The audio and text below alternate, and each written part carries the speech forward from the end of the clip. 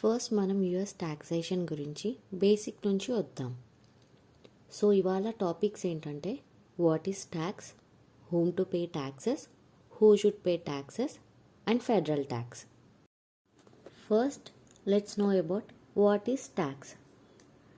Tax అంటే మనం సంపాదించే ప్రతి డబ్బులో కానీ కొన్న వస్తువులో కానీ కొంత అమౌంట్ని గవర్నమెంట్కి ఇవ్వడం.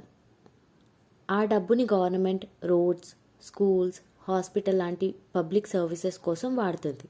సో సింపుల్గా చెప్పాలి అంటే గవర్నమెంట్కి కట్టే మనీని ట్యాక్స్ అంటాం. అండ్ నెక్స్ట్ వచ్చేసి home to pay taxes.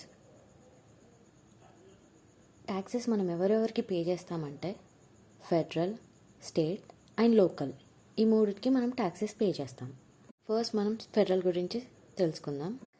Each and every individual who ever earns the money they need to file for federal గురించి మనం లాస్ట్లో డిస్కస్ చేద్దాం. Second one is state. It depends on nature of the state. Nature of the state అని ఎందుకన్నానంటే కొన్ని స్టేట్స్కి taxes pay చేయాలి and కొన్ని స్టేట్స్కి ట్యాక్స్ ఎగ్జెంప్ట్ ఉంటుంది. అండ్ ఈచ్ స్టేట్కి ట్యాక్సెస్ డిఫరెంట్గా ఛార్జ్ చేస్తుంది. మీకు తర్వాత నేను క్లియర్గా చెప్తాను ఏ స్టేట్కి ట్యాక్సెస్ పే చేస్తాము, ఏ స్టేట్స్కి ట్యాక్సెస్ పే చేయము అని.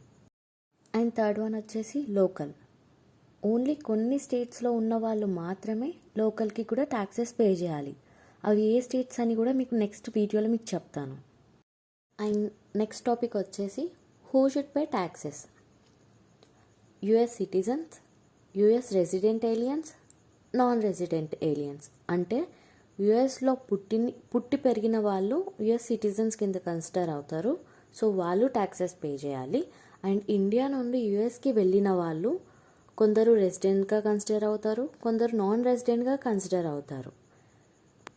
ఎవరు రెసిడెంట్గా కన్సిడర్ అవుతారు, ఎవరు నాన్ రెసిడెంట్గా కన్సిడర్ అవుతారని కూడా మేము మీకు క్లియర్గా చెప్తాను నెక్స్ట్ వీడియోలో. ఇక్కడ రెసిడెంట్, నాన్ రెసిడెంట్ అని పక్కన పెడితే యుఎస్లో ఎవరైనా సరే వాళ్ళు ఎర్న్ చేస్తున్నారంటే వాళ్ళు ట్యాక్సెస్ పే చేయాలి. ఇంకా లాస్ట్లో మీకు ఫెడరల్ గురించి చెప్తా అన్నాను కదా.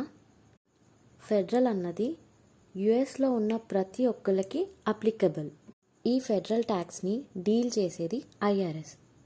ఐఆర్ఎస్ అంటే ఇంటర్నల్ రెవెన్యూ సర్వీస్. మనకి ఇక్కడ ఇండియాలో గవర్నమెంట్ ఎలాగో యుఎస్లో ఐఆర్ఎస్ అలాగా. యుఎస్లో ఫైల్ చేయడానికి ఫామ్స్ ఉంటాయి.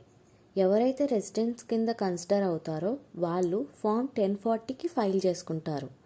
ఎవరైతే నాన్ రెసిడెంట్ కింద కన్సిడర్ అవుతారో వాళ్ళు 1040 ఎన్ఆర్ రిపోర్ట్ చేయాలి. అండ్ ఐఆర్ఎస్కి వెబ్సైట్ ఉంది, అది www.irs.gov.in. ట్యాక్స్ రిలేటెడ్ ఏమైనా మీకు క్వైరీస్ ఉన్నా మీరు ఇక్కడ చూసుకోవచ్చు.